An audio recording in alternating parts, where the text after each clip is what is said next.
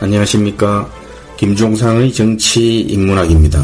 미스터 트롯에 이어서 지금 방송 중인 미스 트롯, 국민들 관심 속의 결승 1차전을 막 마쳤는데요. 흥미진진합니다. 전문가 평가위원들 평가를 실시간 국민 문자 투표단이 완전히 뒤집었습니다. 1등, 2등, 3등도 다 바뀌어버렸습니다. 더 흥미로운 것은 300만 명이 넘는 국민이 실시간 투표에 참여했고 종합적으로 지금 평가를 하고 있다는 사실인데요. 그 대단한 역량이 이번 보궐선거에도 발휘되기를 저는 기대해 봅니다.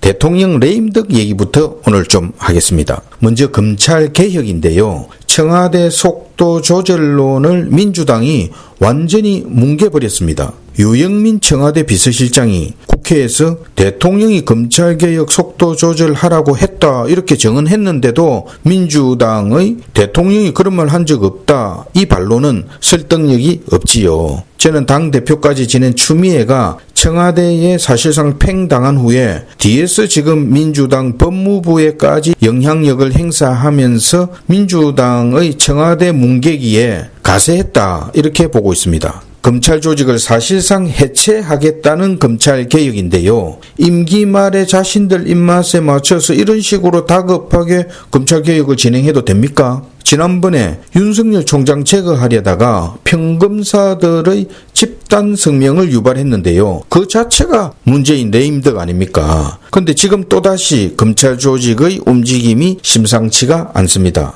윤석열 총장은 7월 정치 입문설 얘기가 솔솔 나오고 있는데요. 저는 이참에 윤 총장이 하늘이 주는 기회를 잡고 국민 명령을 받아서 결단하는 게 맞다. 반문재인 정치개혁에 몸을 실어야 한다. 이 말씀을 드립니다.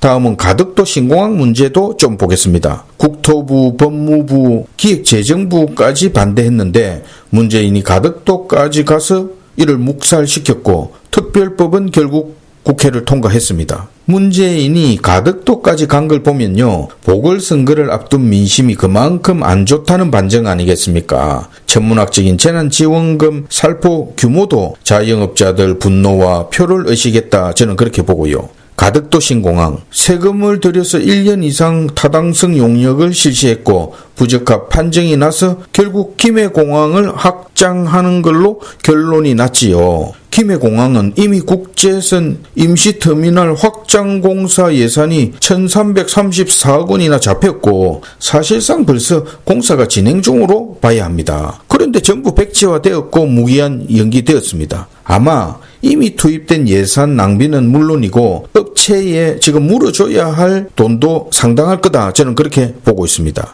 혹시 코로나 사태가 진정되면요. 이번 결정으로 저는 김해공항에서 운행 중인 일본, 중국 등 약 한 2000km 미만 지역의 국제선에 항공대란도 일어날 거다. 이렇게 판단합니다. 가덕도는 해양 매립공사만 해도 6년 이상 지금 소요가 될 테고 28조 원 공사비를 추측하고 있는데요. 저는 훨씬 많은 공사비가 될 것으로 보고 있고 접근성 등 효율성도 지금 떨어집니다. 500억 원 이상의 국책사업에 실시하는 예비 타당성 조사도 건너뛰었는데요. 성수대교 붕괴 등 큰 재난을 방지하기 위해 실시하는 이 예비 타당성 조사. 이렇게 되면 교통연구원 등 국책연구원들의 그 결과는 연구 결과는 무용지물인데 이 정권이 정말 이런 식으로 해도 됩니까? 한국공항공사가 국내선 공항 하나 짓는 데만 해도 수천억 원씩 예산이 들어갑니다. 얼마 전까지만 해도 전국 15개 공항 중에서 김포공항 빼고는요. 만년적자로 한국공항공사는 골병을 앓고 있었습니다.